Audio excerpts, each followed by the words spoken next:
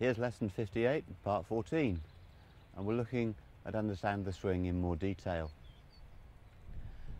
I've been teaching golf since 1973, and I've seen many swing models or swing styles come and go. You've seen great variants from Jack Nicklaus to Lee Trevino to Tom Watson into the Faldo and Ledbetter era and up to the current day. There's been the swinging of the golf club by Ernest Jones. There's been square to square that was a flawed biomechanical concept. Sadly, it's been resurrected, but it is just mistaken, misunderstood. There's natural golf, there's instinctive golf. One that I like is rotational golf with Chuck Quinton. There's the one plane and two plane with Jim Hardy, which I think has a lot of interesting points, but again I'd say that one plane and two plane is a spectrum and not two separate choices. And then of late we've had stack and tilt. Well, there's a lot of plain sense and a lot of plain nonsense. But if you have a swing model, first thing you've got to recognise is that model morphs from sand wedge to driver. You cannot apply the same principle to a wedge as to a driver. There has to be a change. So even models have to adapt. And if you're following a model that doesn't adapt, possibly a golf swing machine, then again you're in error and you're spending time on something that's going to make you worse. So let's suppose I said to you, I've been to Canada for the winter, I've been practicing, I've come back and they've made me the Canadian axe swinging champion. I'm absolutely fantastic now. I can swing an axe like any lumberjack. That's very impressive, Luther. The tree's over there. Anything you do as a skill must relate to the task. And the problem is that people come up with swing models that aren't related to the task. Now the task of the golf swing and the golf is to hit the shot, and a blow in plane is optimum. This is a miss, this is a blow in plane. Whatever angle you approach it, a blow in plane is a blow in plane. So when I put this on the floor, whatever golf swing I possess, I'm trying to apply the power of the golf swing down the target line. Now, people refer to the shaft plane at address, okay? Now, you can see that the shaft plane runs from the ball to somewhere just upper of my groin, just below my belt buckle, okay? Now, if I make a golf swing on that plane, you can see that I'm very connected and narrow here, okay? And if I continue, I can't complete.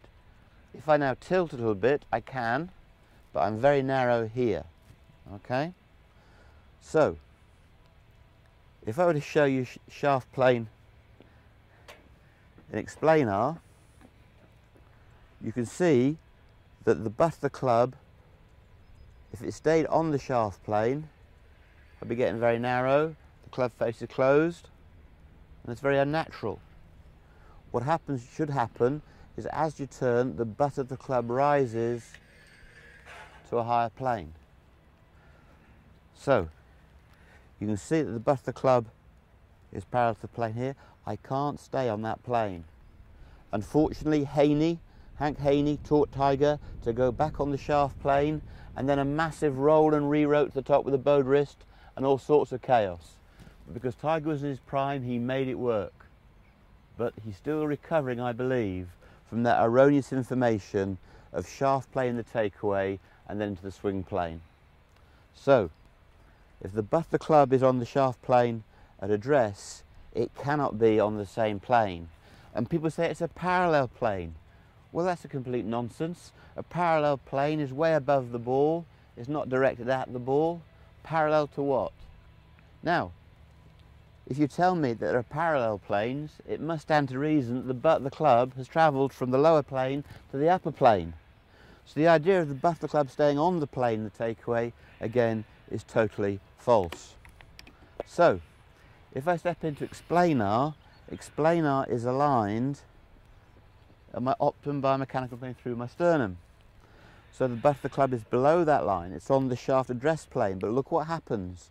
As I go back, the butt of the club rises, and now you can see the butt of the club is on the plane. not below it. So it's essential to understand that. Now when you come through, you have a choice. You can revert and come back to the shaft plane for a fade Leadbetter mechanism and do that. That one failed those 6 majors but gave him a cashmere insert in his driver. Or you can allow the club to rise to plane, release, come back onto the plane line. If I lean forward and gave you a more upright version, I can show you Tom Watson's swing, a little bit above the optimum. So, hopefully that's clarified it. The shaft address plane is one reference point that is only true basically at address. Occasionally a golfer does return to it, but generally at impact the shaft has risen. That said, 1.8 seconds to swing the club, you can't think about too much.